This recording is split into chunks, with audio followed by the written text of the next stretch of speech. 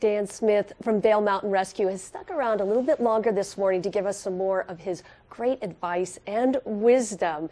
And one of the things we were just talking about is how humans are notoriously bad at assessing risk. Absolutely. And I think a lot of people think they're going to win the lottery, but nobody ever thinks they're going to get hit by lightning.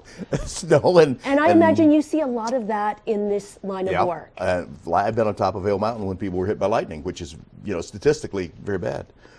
People do a couple of things, and I don't think it's wisdom. I think it's just gray hair. I've been around a while. People to do a lot of the things we do, to hike to a hut, to skin up Geneva Peak, to get a great first powder run down. There's a lot of investment that goes into doing that. Generally, the smart ones do it in groups, which is the right answer. They get to the top, then a group dynamic takes over. Usually the person with the biggest mouth is the one that is going to control. And there may be people in that group that say, I'm not going to ski that. That's nuts.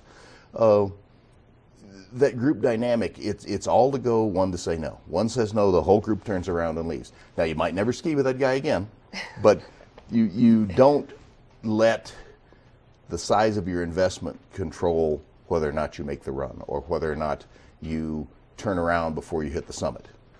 You set in summiting, even simple 14ers, you set a turnaround time, and that turnaround time is an absolute. And when you hit it, you turn around. I don't care if you're 50 feet below the summit, you turn around. Yeah, I think a lot of people, especially up here, they don't want to admit defeat. Oh no, I mean, this is the people that live here. This is. And the thing is, it's not defeat, no, but it's intelligence. It's common sense. Yeah. It's that mountain's been here for millennia. It will probably still be here tomorrow.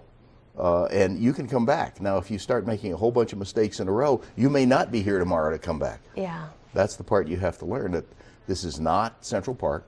This is not Disney World. Mr. Gooter will not turn off the ride if you get in trouble. We'll come help you, but if it took you 5 or 6 hours to get there, guess what? It's going to take us that long to get after you.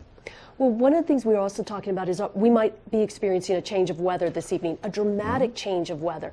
Very warm days, and we've got a fast-moving storm. Yeah. And I imagine that also takes people by surprise, especially people not familiar with Colorado. They don't stuff a puffy in their pack, one of these.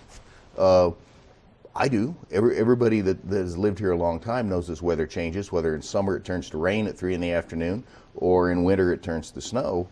But if I got the wrong boots on to go hiking in snow right now, so if I start out on a trail at about 3 in the afternoon, I'm going to have seriously wet feet because I don't have snow boots on. Or I didn't bring cleats with me, and now it's frozen up. Just a 2 or 3 degree weather change, and it's icy, and I'm going to be sliding. You have to think down the road. What happens 5 hours from now? Well, I won't be there 5 hours from now. I'm just doing a 2-hour hike.